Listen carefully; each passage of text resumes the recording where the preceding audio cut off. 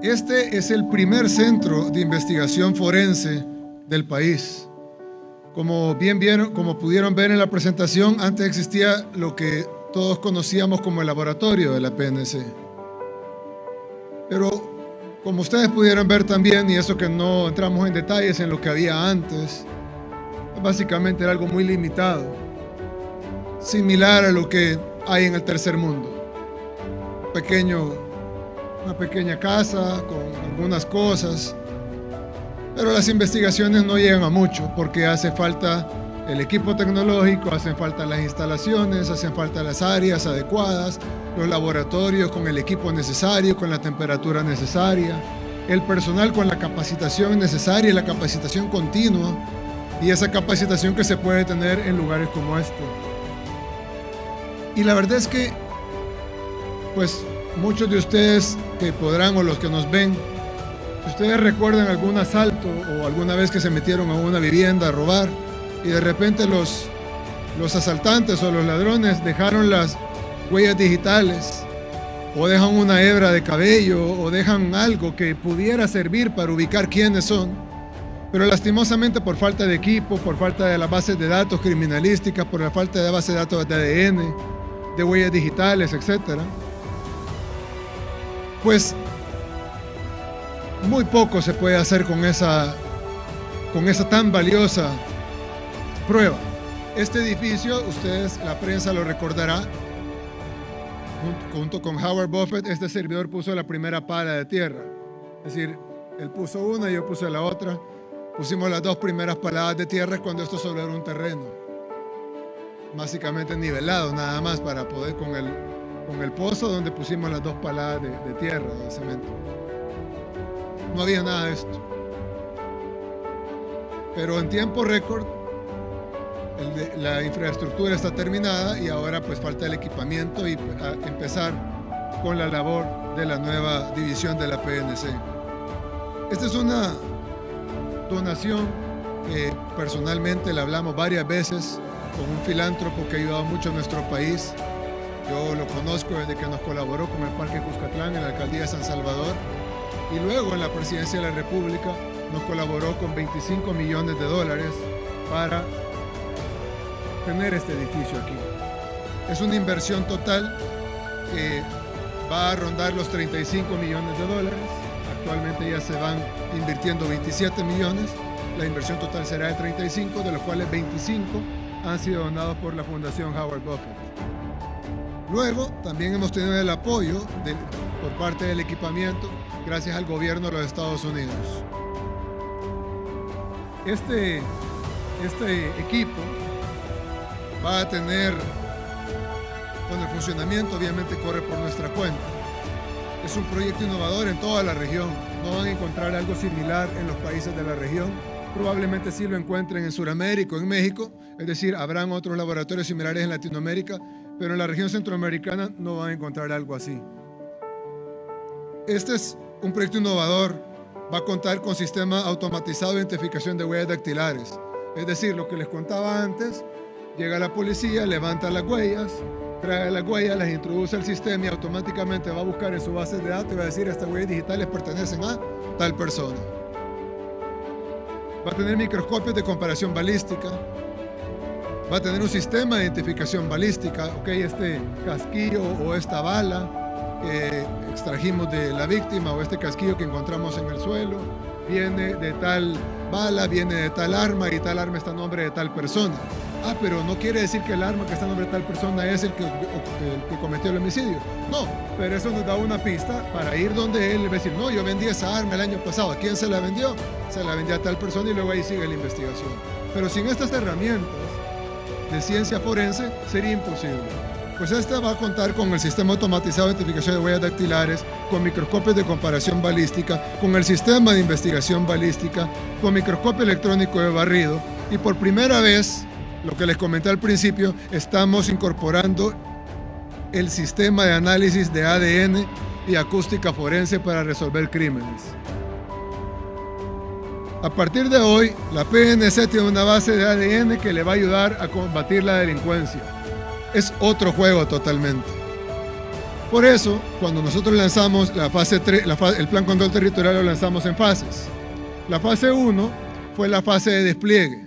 Y ustedes la vieron, la fase del control en los centros penales, la fase de cortar la señal en los centros penales, el control de las calles, el despliegue de las calles por parte de la PNC y la Fuerza Armada. Y se hizo mucho con la fase 1. Y los resultados ahí están, son innegables y no los decimos nosotros, están certificados por la Fiscalía General de la República, están certificados por el Instituto de Medicina Legal de la Corte Suprema de Justicia, están certificados por organismos internacionales. Hemos bajado del 2018, que fue el último año completo administrado por el gobierno anterior, al 2020, que fue el primer año completo administrado por nosotros. Hemos bajado en un 70% todos los delitos violentos, es decir, robos, asaltos, secuestros, desapariciones, asesinatos, etc. ¿Vivimos en un país seguro? No. ¿Hemos avanzado mucho? Sí. ¿Qué tanto? Muchísimo. Y de hecho, por eso el plan tiene 6 fases. Y en la segunda fase, que fue desfinanciada por la Asamblea Legislativa, que es la fase de darle oportunidades a nuestros jóvenes para que no entren a delinquir. Y ustedes han visto cómo hemos invertido en cubos, cómo hemos invertido en canchas, cómo hemos invertido en programas. Incluso al día de hoy, en esta semana, se están terminando 2 nuevos cubos de la fase 2 del Plan Control Territorial, a pesar del desfinanciamiento que causó la Asamblea Legislativa. Y luego ustedes recordarán el financiamiento de la fase 3, que la Asamblea Legislativa no quiso financiar. En esa fase 3, lo que incluye es la tecnificación y la modernización y el equipamiento de la Policía Nacional Civil y de la Fuerza Armada para poder combatir el delito. No basta desplegar decenas de miles de soldados y policías en las calles si no tienen las herramientas. Por eso en la fase 3 incluimos la compra de helicópteros, incluimos la compra de nuevos uniformes tácticos, equipo táctico, chalecos antibalas, nuevo equipo de comunicación, nuevas cámaras de video con reconocimiento facial, una red propia de fibra óptica de más de 1000 kilómetros de fibra óptica propia de la PNC para poder captar a los delincuentes con cámara, con alarmas de cosas que están sucediendo, con reconocimiento facial, que es otro elemento técnico para determinar quién cometió el delito, helicópteros para llegar rápido, para asistir en operativos, más patrullas, una cantidad grande de patrullas que ya hemos adquirido con el presupuesto normal, pero que iban incluido una cantidad mucho mayor en el financiamiento de la fase 3 del Plan Control Territorial. Y así, bueno, iban varias cosas, incluso un buque para combatir el narcotráfico, drones, y cuando decimos drones no los que tenemos ahorita, sino grandes, drones que vuelan muy alto y pueden tomar fotografías de alta resolución desde un lugar donde no se escucha y no se ve, para la persona que está a nivel de la Tierra. Y esto es parte de esa fase 3.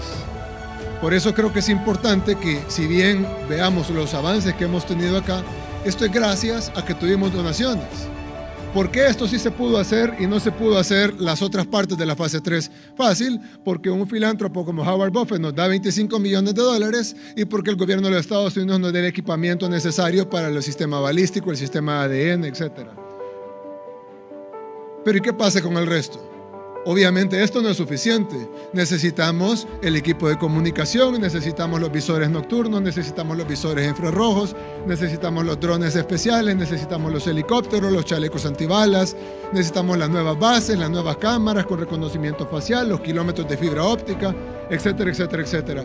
Y para eso necesitamos el financiamiento de la fase 3 del Plan Control Territorial. Una vez hayamos continuemos implementando la fase 1 y hayamos implementado la fase 2 y la fase 3 del Plan Control Territorial, pues la delincuencia bajará aún más. Y esa reducción del 70% se convertirá en una reducción del 80% y del 90%. Es decir, vamos a pasar de tener un promedio de 12, 13, 14 homicidios diarios como teníamos al final de la administración anterior, que llegó a tener promedios de 30 y de 40 y días hasta de 50 homicidios diarios. Vamos a pasar a tener, primero Dios, días de 1 homicidio, 0 homicidios diarios, como tenemos ahora, pero más seguido.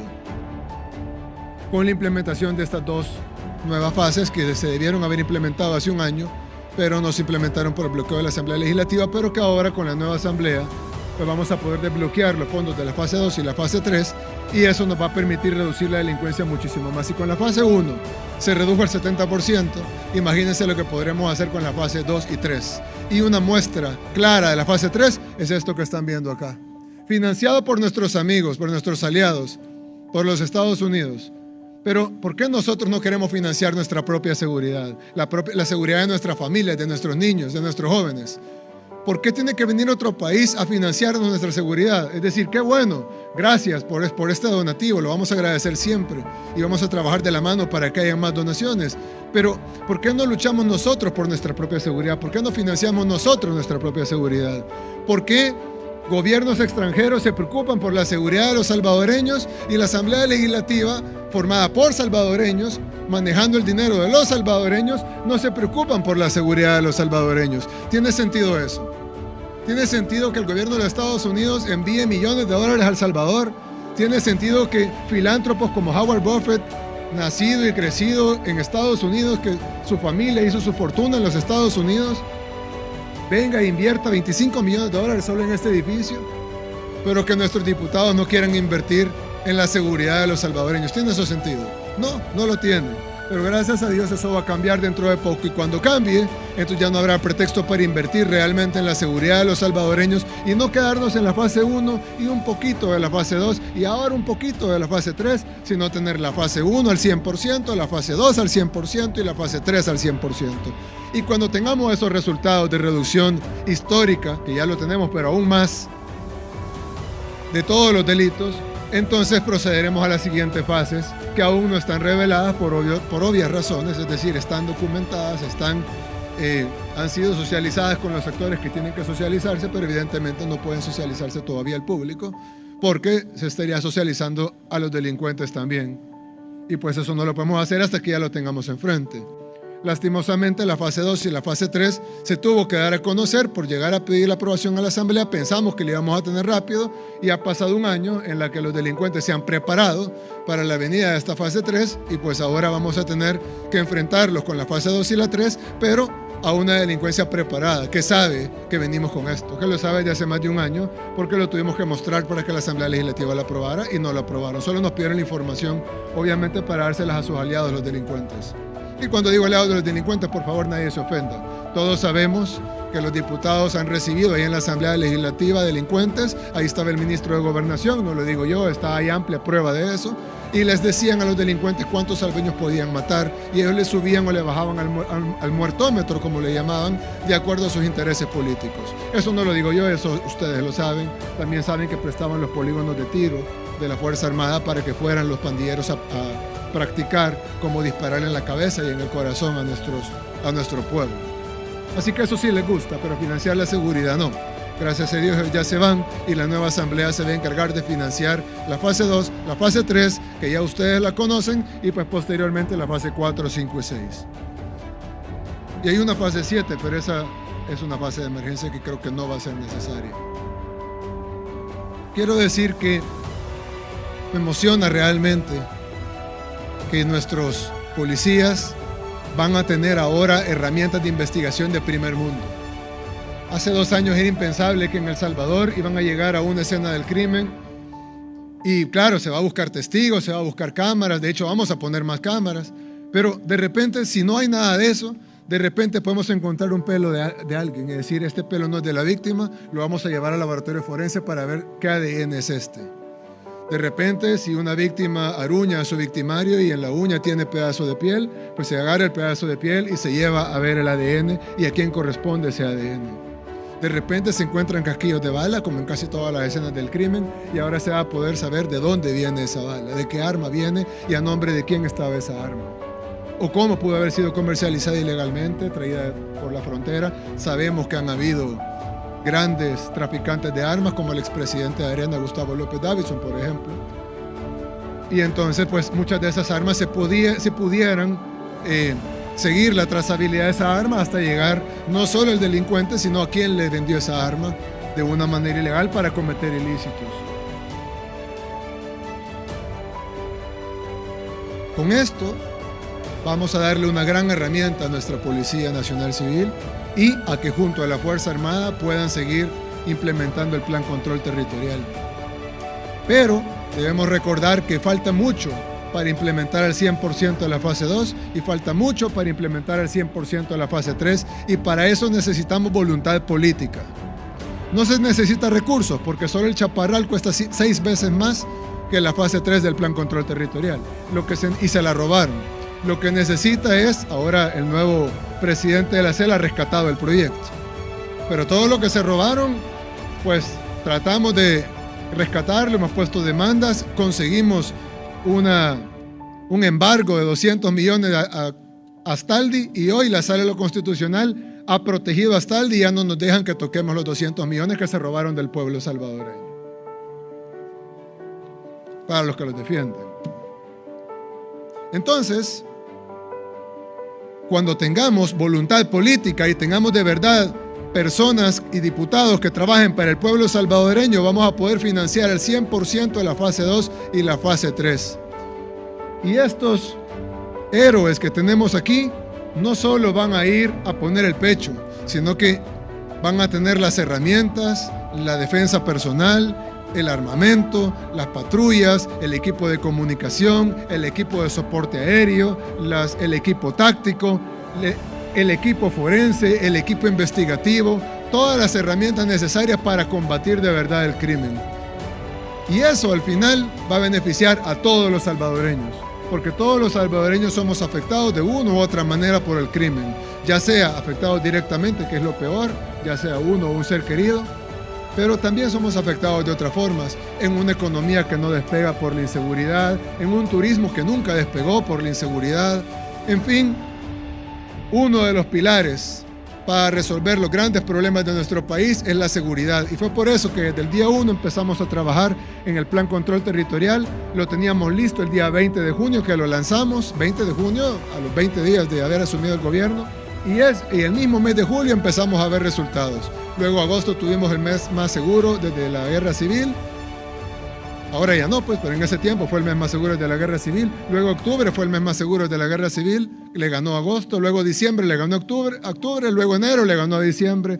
Y ahora enero, diciembre, octubre y agosto no son ni siquiera el top 10.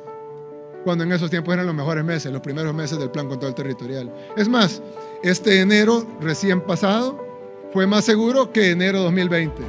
Es decir, aún el 2020, con ya la implementación de la fase 1 del Plan Control Territorial, en enero 2021 superamos la reducción de homicidios que hubo en enero 2020. Y ahora en febrero, Dios quiera, faltan pocos días, esperamos ganarle a febrero 2020 también, para que el 2021 sea más seguro que el 2020. Pero implementando la fase 2 y la fase 3, pues estoy seguro que con todas esas herramientas como las que ustedes ven acá, vamos a ser un país muchísimo más seguro. ¿Cuándo vamos a decir que somos un país seguro? Pues tal vez falte un poco, porque ser un país seguro significa que no tengamos que vivir con la zozobra de que hay asaltos, de que hay homicidios, de que hay extorsión. Pero si hemos avanzado tanto, tan aceleradamente en el camino correcto, y vemos ese tipo de cosas que nos dicen que vamos todavía más en el camino correcto y vamos a avanzar más todavía, y viene una nueva asamblea con voluntad política de trabajar junto al gobierno para tener más seguridad para nuestro pueblo, entonces, primero Dios, este año va a ser un gran año para la justicia y un gran año para la seguridad de los salvadoreños. Y el 2022, primero Dios, va a ser todavía mejor. Que Dios los bendiga y muchas gracias a todos.